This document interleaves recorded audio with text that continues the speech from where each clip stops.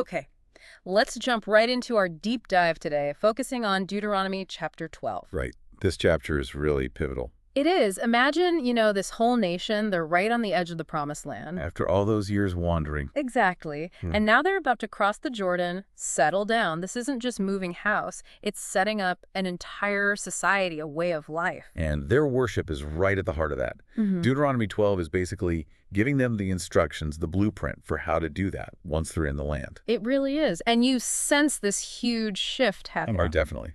Think about it. They've been nomadic. The text even sort of hints that maybe things were a bit more do as you please because they hadn't reached their inheritance yet. Right. Everyone as he sees fit, I think is the phrase sometimes used. Yeah, something like that. But entering the land, that changes the game entirely. Now it needs structure, clear rules. And unified identity tied to that specific place. So it's this move from maybe a more flexible, dispersed way of doing things to something very specific, very centralized for the future. That's the core tension. Okay, so let's unpack this. What does this ancient chapter really tell us about setting up a society, a way of life? About that tension between, I guess, freedom and structure? And maybe the radical steps needed sometimes to, start something completely new. It's like replacing one reality with another, especially in how they relate to God and each other. So where does it start? What's the very first instruction? It kind of hits you straight away. It really does. It's incredibly direct. As soon as they get into land, demolish everything. Demolish what exactly? All the places where the nations they're displacing worship their gods. The text is specific to high mountains, hills, under leafy trees. So all the typical spots for ancient worship sites. Exactly. And it's not just, knock down a building. It's break the altars, smash the sacred pillars, cut down the Asherah poles. Those were linked to Canaanite goddesses, fertility cults, things like that. That's right. And burn their idols. And maybe the most striking part, wipe out even the names of those gods from those places. Wipe out their names. Wow, that's intense. It's more than just physical destruction. It's symbolic erasure. Trying to remove the legitimacy, the very memory of the previous religious system from the landscape. It's like a theological and cultural cleansing of the land itself. And right after that command comes another stark one. You must not worship the Lord your God in their way. Okay. So step one is creating a void, a complete break. Yes. Before they established their own pattern of worship, they had to get rid of the old sites and methods. It suggests this strong belief that the places themselves were sort of contaminated by the false worship. Interesting. So identity is tied right into the physical space and how it's used for worship. Precisely. All right. So first step, eradicate the old religious footprint. Non-negotiable. What's the next big command for their own practice? Okay, this is the absolute core principle for worship in the land. It says, but you are to seek the place the Lord your God will choose. Choose from among all their tribes. To put his name there for his dwelling.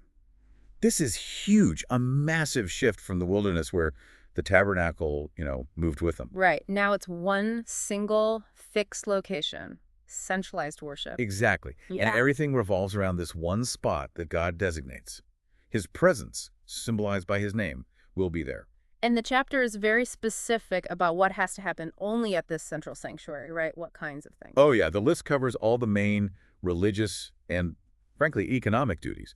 Burnt offerings, sacrifices, tithes of grain and wine and oil, special gifts, vow offerings, free will offerings, the firstborn animals. So basically all the significant sacred contributions and actions, they all have to go to this one place. Exclusively.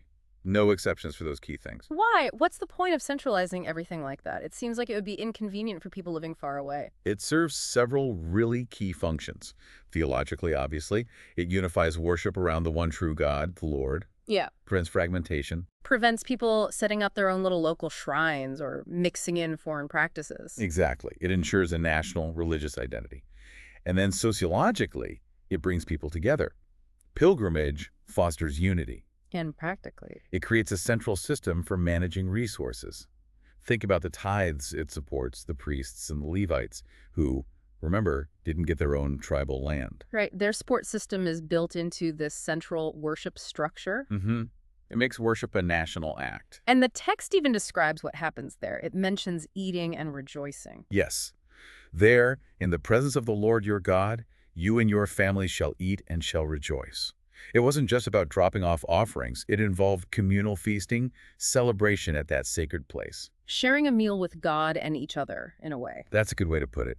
It reinforces the covenant, the community bond, the blessings received from God, worship linked directly to joy and fellowship. Okay, so this centralization is a huge departure from that wilderness time you mentioned, where maybe people were doing things more individually or locally. Absolutely. That flexibility or maybe lack of structure is gone. The settled nation needs this ordered system. The command gets repeated really clearly. Be careful not to sacrifice your burnt offerings anywhere you please. Only at the chosen place. Only there. No wiggle room for those major sacred acts. Okay, so big sacrifices, tithes, sacred meals, strictly central. But the chapter does make a distinction, doesn't it, about just everyday meat eating? Yes, and this is really important for practical living. It acknowledges people won't always be near the sanctuary, so it allows for what you might call common slaughter. How does it phrase that? It says, nevertheless, you may slaughter your animals in any of your towns and eat as much of the meat as you want. Like it's regular food. As if it were gazelles or deer, it Yeah. says, according to God's blessing. So meat just for food, not part of a sacrifice, can be prepared and eaten locally. Anywhere in their towns. That's a key practical allowance. And significantly, it adds both the ceremonially unclean and the clean may eat it. Ah, that's interesting. So it clearly separates this from sanctuary rituals. Even someone who couldn't go to the sanctuary because they were temporarily unclean could still eat this meat at home. Exactly. Uncleanness from touching a dead body, childbirth, skin issues, whatever, barred you from sacred participation, but not from eating regular food at home. It adapts the rules for settled life across the land. It makes sense. In the wilderness, maybe most meat eating was linked to the tabernacle, but now it's treated more like hunting wild game, which was always permitted outside the sanctuary context. Right, like gazelle or deer. A necessary concession for a geographically spread out nation. But there's a but, isn't there? Even with this common slaughter, there's one rule that applies everywhere, no matter what. Yes, a very strict, repeated prohibition. But you must not eat the blood. Pour it out on the ground like water. This comes up multiple times. It's crucial. Why? What's the reasoning given? Because the blood is the life, and you must not eat the life with the meat. The blood is the life. That's powerful. It is. The idea is that life itself is sacred. It belongs to God. Blood represents that life force. Consuming it is forbidden. So pouring it on the ground is like returning it, acknowledging its sacred source. Something like that. It acknowledges that taking life, even for food, isn't trivial. It sets them apart from other cultures, perhaps, that might have used blood in rituals. The text links obeying this to doing what is right in the eyes of the Lord and brings blessing. Okay, so everyday meat is okay anywhere for anyone, just without the blood. But then the text circles back, right, to the things that must go to the center. Yes, it reiterates the tithes of grain, wine, oil, the firstborn animals, the vowed gifts, free will offerings, these consecrated items. You must not eat in your own towns. Correct. Those are set apart for the Lord and his service at the sanctuary. You eat those things there in the presence of the Lord. And then again, it mentions rejoicing there with your family and who else? The Levites. Be careful not to neglect the Levites. Yes. That command is tucked right in there.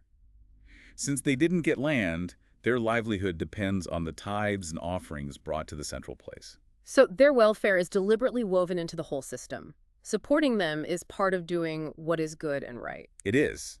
The system is designed to sustain the entire community structure, including its religious personnel. Now, the chapter doesn't just stop with setting up their own practices. It ends with a really intense warning, looking ahead. Right. After they've settled in, driven out the other nations, there's a danger. What's the specific warning? It's a powerful counterpoint to the first command about destroying the places. This is about the practices. The danger isn't just resisting foreign gods, but actually becoming curious about how those nations worshipped. Curious in a bad way. Yes, curious with the intent to imitate. It says, be careful not to be ensnared by inquiring about their gods, saying, how do these nations serve their gods? We will do the same. So even asking the question with that motivation is seen as dangerous. It seems so. It highlights the risk of syncretism blending beliefs. Inquiry born of that kind of curiosity is presented as the first step down a slippery slope. And the text gives a very stark reason why they shouldn't even inquire. It does. Because those nations do all kinds of detestable things the Lord hates.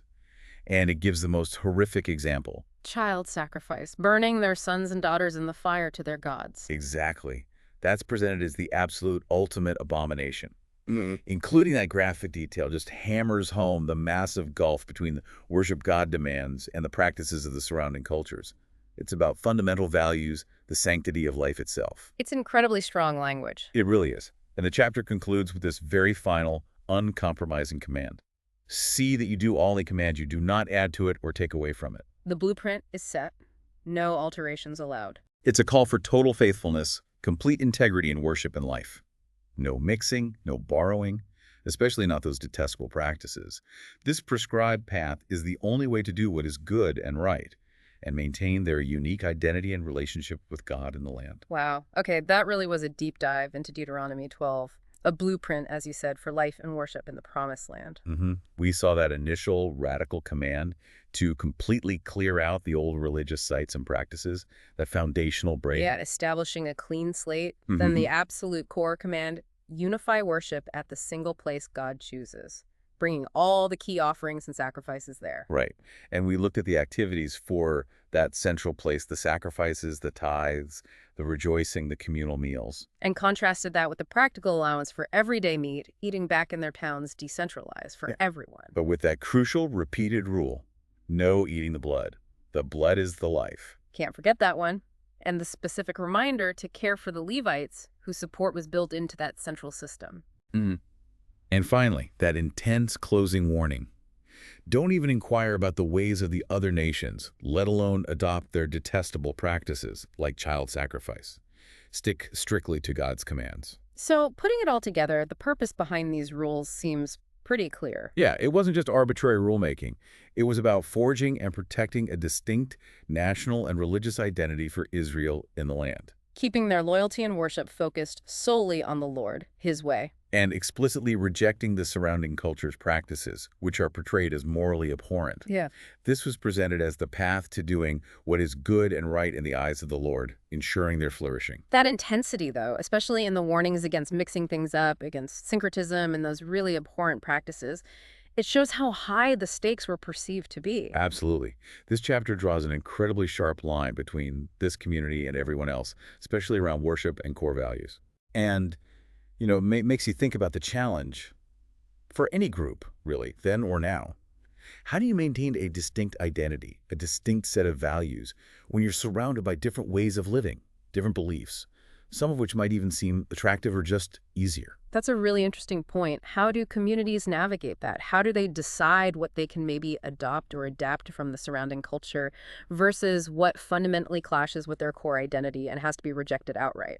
It's a constant tension, isn't it? That question of boundaries, assimilation, and maintaining integrity.